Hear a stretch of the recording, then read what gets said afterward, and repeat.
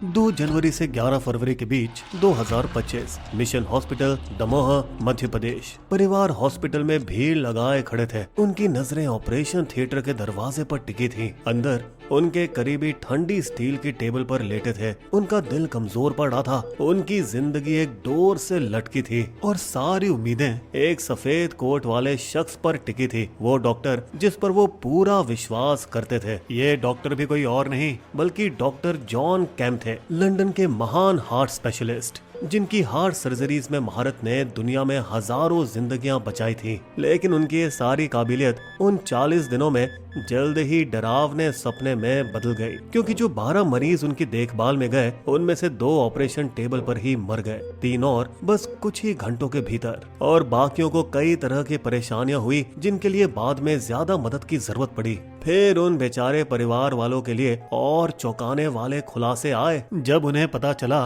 कि मशहूर doctor John cam ने कभी दमोह में कदम तक नहीं रखा था। अब चलिए दोस्तों थोड़ा पीछे। 1971 पर देवनपुर कानपुर। नरेंद्र विक्रमादित्य यादव एक साधारण घर में बड़े हुए। विधुर इंजीनियर पिता ने उन्हें पाला। वो लड़का इतना पढ़ाकू था कि उसने 73% के साथ क्लास 12 पूरी की, जो कि उन दिनों बहुत ही बेहतरीन स्कोर था। फिर 1990 के दशक की शुरुआत में वो मेडिसिन पढ़ने के लिए दार्जिलिंग गया, जहाँ ये होशियार बच्चा ज्यादातर अलग थलग ही रहता था। इसके बाद नॉर्थ बंगाल मेडिकल कॉलेज से उसने MBBS की डिग्री भी हासिल कर ली। फिर 1999 में इस बड़े सपने देखने वाले युवा डॉक्टर ने सेंट जॉर्ज हॉस्पिटल लंदन से मेडिकल सर्टिफिकेशन करने का दावा करते हुए प्रसिद्ध heart specialist doctor John Camm से मुलाकात की। सर, आपकी रिसर्च ने वो सब कुछ बदल दिया जो मैं इंसानी दिल के बारे में सोचता था। मैंने कभी नहीं सोचा था कि मैं असल में आपसे मिलूंगा। खुशी हुई सुनकर कि मेरा काम सीमाओं के पार पहुंच रहा है, लेकिन याद रखो, मेडिसिन हमेशा टीम का प्रयास होती है। डॉक्टर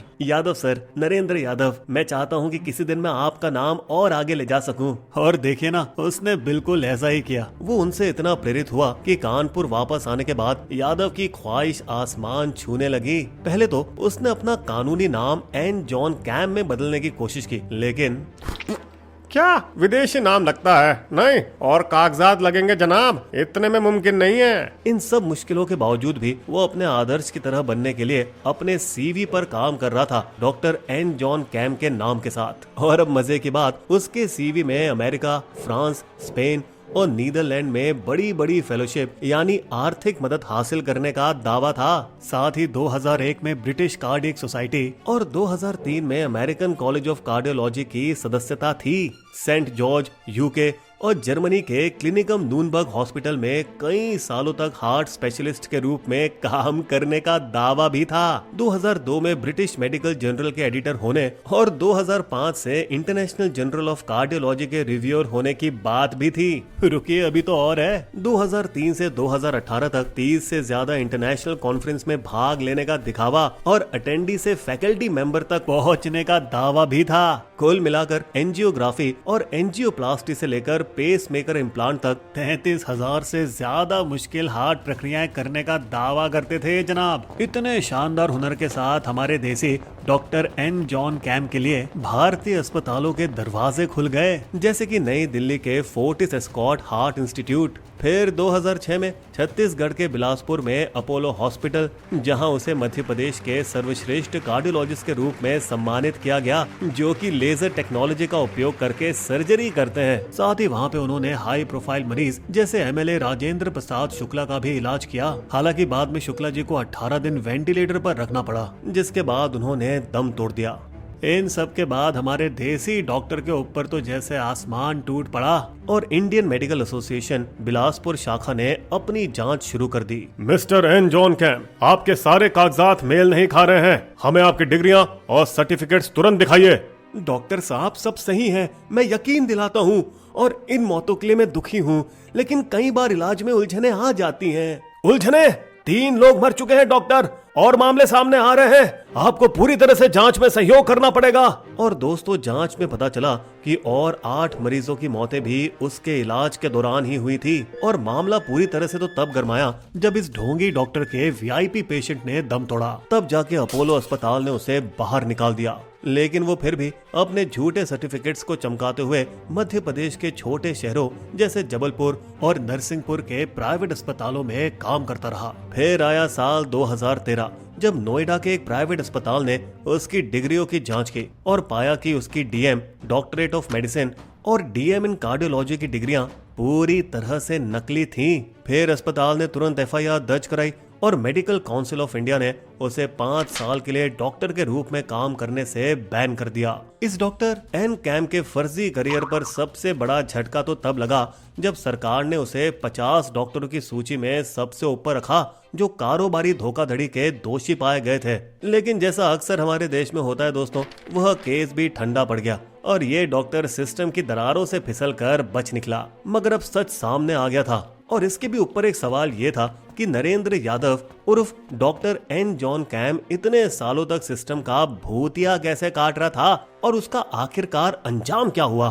बताएं। तो सबसे पहले बिस्बो को सब्सक्राइब करें और बेल आइकन को टन दबा दीजिए। तो सिस्टम का उसके पीछे पड़े होने के बावजूद भी ये डॉक्टर नरेंद्र विक्रमादित्य यादव यानी कि जॉन कैम छुप के नहीं बैठा, बल्कि अब उसकी नजरें पड़ी एक और मशहूर British specialist doctor Eugene Braunwald पर। उसने उसका नाम इस्तेमाल करते हुए और अपनी नई एनआरआई पार्टनर दिव्या रावत के साथ मिलकर विदेश में कई हेल्थ केयर कंपनियां खोल ली। लेकिन ये सब फर्जी कंपनियां थी दोस्तों, ना कोई ऑफिस, ना कोई स्टाफ, ना ऑडिट रिपोर्ट, ना टैक्स रिटर्न, जो जाहिर तौर पर ज्यादा नहीं चली। और 2019 तक यूके की कंपनी रजिस्ट्रार ने उनकी सारी कंपनियां बंद करवा दी। लेकिन फिर कुछ महीने पहले किस्मत ने उन्हें एक नया शिकार दिला दिया जब हैदराबाद के एक आर्थिक रूप से जूझते हॉस्पिटल ने उसे संपर्क किया। सर, आपका रिज्यूमे तो बहुत ही शानदार है, उसके ऊपर आपने डॉक्टर ब्रॉन वॉल्ट के साथ काम भी किया है। सर, आप प्लीज हमारे यहाँ आ जाइए, हमारी मदद कीजिए। बस फिर क्या, यादव और दिव्या इस मौके पर झपट पड़े और भारत लौट आए। वे उस हॉस्पिटल के एक ब्रांच के चेयरमैन और डिप्टी वीसी बन गए। फिर ऑपरेशन और फाइनेंस पर उन्होंने पूरा कंट्रोल ले लिया। हमारे यादव भैया ने तो बेशर्मी से हॉस्पिटल को पलौमी ब्रॉन वॉल्ट तक का नाम दे दिया, जैसे कोई मिलाप ही हो गया हो उनसे। हालांकि वो हॉस्पिटल चलाने के लिए डॉक्टर केनेथ टाउनएंड को लाए, जो कि UK based critical care specialist थे। लेकिन अप्रैल 2019 तक इस नाटक से भी पर्दा गिर गया, क्योंकि सैकड़ों कर्मचारी 3 महीने से सैलरी न मिलने की वजह से आग बबूला हो गए थे। और इस तरफ यादव के बाउंसर्स ने उन सभी को धमकाकर ऑफिस में घुसने से रोक दिया। अब यहाँ डॉक्टर केनेथ टाउनएंड को भी बातें समझ में आने लगी और उन्होंने इस ढोंगी यादव का सामना किया पैसों की हेरा फेरी के लिए। ये हॉस्पिटल आपके हाथों में होने की वजह से ही बर्बादी की कगार पर आ गया है।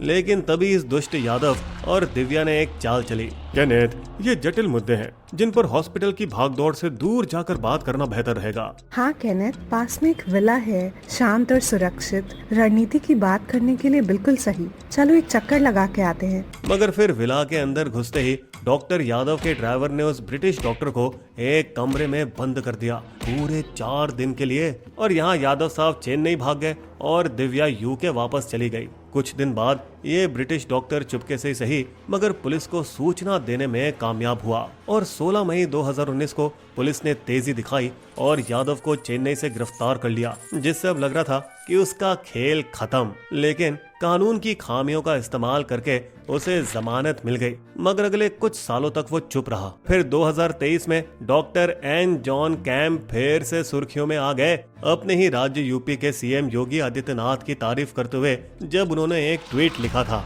और अब उनका सीना चौड़ा हो गया क्योंकि सीएम के अकाउंट ने उसे रीट्वीट किया और वो वायरल हो गए। हालांकि ये नई मिली पॉपुलैरिटी संदेह में बदल गई जब भारतीय हार्ट डॉक्टर्स ने उन पर सवाल उठाए, शायद उसी 50 ब्लैकलिस्टेड डॉक्टर्स की लिस्ट को याद करते हुए जिसमें वे सबसे ऊपर थे। इतना लताड़े जाने के बावजूद भी डॉक्टर एन कैम की आस्तीन में एक और चाल थी। उन्होंने भोपाल की एक जॉब एजेंसी को 5 लाख रुपए दिए हॉस्पिटल की जांच से बचने के लिए, जिन्होंने फिर 1 जनवरी 2025 को उन्हें दमोह के मिशन हॉस्पिटल में 8 लाख रुपए मासिक के शानदार पैकेज पर मशहूर डॉक्टर जॉन कैम के रूप में नौकरी दिलाई। इस शाने ने शान से वहां एलीट सेलिब्रिटी डॉक्टर का रोल भी निभाया। बता दें ये ढोंगी डॉक्टर खास उत्सव विला में रुका हुआ था, जहां फुल सिक्योरिटी वाले कमरे थे। वे हॉस्पिटल में तड़क भड़क वाले सूट और प्राइवेट सिक्योरिटी के साथ जाते थे, जैसे कि एक मशहूर स्पेशलिस्ट घमंड में रहते हैं। उन्होंने भी अपना एटीट्यूड स्टाफ को डांट कर दिखाया। देखो नर्स, अगर तुम सोचती हो कि मेरे सामने आलस या शिकायत कर सकती हो तो बेटा तुम पूरी तरह से गलत हो। लेकिन डॉक्टर, हमें सही उपकरण और सपोर्ट चाहिए। बहानों से जाने नहीं बचती बेटा।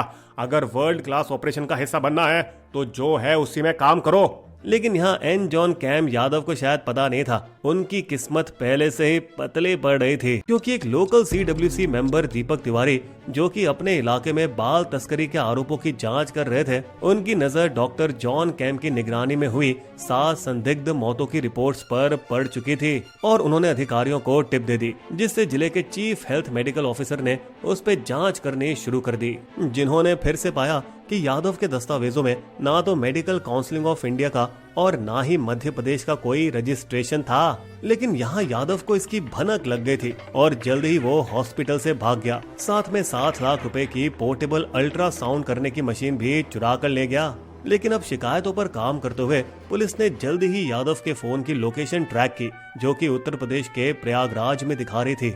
मगर इस शाणे ने तब तक अपना फोन बंद कर दिया था और उसकी सटीक लोकेशन नहीं मिल पा रही थी। तो साइबर सेल टीम ने उसके कॉल रिकॉर्ड्स की जांच की और उन्हें एक खास पैटर्न मिला कि एक पॉपुलर नॉन वेज होटल के नंबर पर कई बार कॉलें गई थी। और जब पुलिस ने उस होटल के स्टाफ से क्रॉस चेक किया, जी साहब, ये कॉलर बेताबी से चिकन की होम डिलीवरी के लिए बार बार कॉल करता रहता है। दूरी और कम स्टाफ की दिक्कतों के कारण हमारे मना करने के बावजूद भी। आखिरकार पुलिस को उसका एड्रेस मिल गया और उन्होंने एक बढ़िया इलाके में उसके किराए का फ्लैट ढूंढ निकाला। फिर 7 अप्रैल 2025 को यादव साहब अपनी बिरयानी और कबाब खत्म ही कर रहे थे कि पुलिस ने उन्हें धर दबोच लिया, जो कि उसके लिए एक ढंग से अच्छा ही हुआ, क्योंकि इतने सारे कोलेस्ट्रॉल से नसें ब्लॉक हो जाती हैं और हार्ट अटैक आने की चांसेस भी बढ़ जाते हैं। खैर, इस तरफ अपार्टमेंट में पुलिस को हाई क्वालिटी प्रिंटर मिले, सील बनाने वाली मशीनें मिली और नकली पहचान पत्रों का भंडार मिला, जिसमें 10 आधार कार्ड्स थे। पूछताछ में यादव ने अपनी MD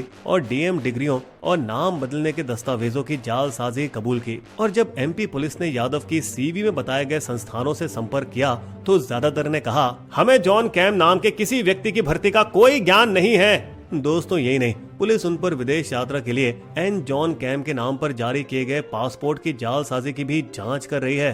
अब कीमती जानों के दुखद नुकसान ने NHRC national human rights commission को कदम उठाने पर मजबूर किया। हॉस्पिटल की लैबें बंद कर दी गई और इस ढोंगी डॉक्टर का लाइसेंस सस्पेंड कर दिया गया, जो कि Jabalpur based cardiologist doctor Akhilesh Dubey के नाम का इस्तेमाल कर धोखाधड़ी से जारी किया गया था। असल में पूरा दमोह हॉस्पिटल ही एक घोटाला था, क्योंकि ये एंजियोप्लास्टी के लिए 2.15 से 2.80 लाख चार्ज करता था, जो आयुष्मान भारत स्कीम के तहत फ्री होनी चाहिए। और इनके ट्रस्टियों ने ना सिर्फ इन पैसों को सरकार से वापस लिया, बल्कि गरीब मरीजों के इलाज के नाम पर विदेशी डोनेशन भी जमा किए। दमोह हॉस्पिटल के director trustee, CMHO, chief medical and health officer और यहाँ तक कि जिन पुलिस ऑफिसर्स ने कार्यवाही में देरी की, वो भी जांच के दायरे में हैं। इस तरफ लंदन में बैठे असली प्रोफेसर जॉन कैम ने कहा, ये नकल बेहद ही परेशान करने वाली और नुकसानदेह है। NHRC की जांच ने यह भी पाया कि दार्जिलिंग के नॉर्थ बंगाल मेडिकल कॉलेज ने इंकार किया है कि इस होशियार बच्चे यादव ने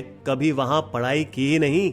अब हकीकत दोस्तों ये थी कि यादव का अपने परिवार से झगड़ा हो गया था और वो कोई करियर बनाने या ऐसी नौकरी पाने के लिए संघर्ष कर रहा था जिससे उसका गुजारा हो सके, और लालच और बड़े ख्वाबों ने उसे इस कार्डियोलॉजिस्ट के धोखाधड़ी वाले रास्ते पर डाल दिया। दोस्तों, हम तो कहते हैं पीड़ित परिवारों के लिए जिन्होंने अपने चहितों को खोया है, न्याय और 10 लाख रुपए का मुआवजा भी बहुत कम है। दोस्तों, ये कहानी थी भारत की मेडिकल इंडस्ट्री की सबसे बड़ी लूट की, जो कि दुनिया भर में दशकों तक याद की जाएगी। अब जब नरेंद्र यादव सलाखों के पीछे मुकदमे का इंतजार कर रहे हैं, तो हम ये कहते हैं कि अब वक्त आ गया है कि वे सच में दिल की पढ़ाई करें, अपने मन से लालच, भ्रष्टाचार और लोगों की जिंदगियों की परवाह करें। बिस्बो की शायरी, जाली डिग्रियों ने ले ली कितनों की ही जान, फर्जी डॉक्टर को पर सिस्टम नहीं सका पहचान, और एक दिन हो गया उसका पर्दाफाश, लेकिन सारी मौतों का देगा कौन जवाब।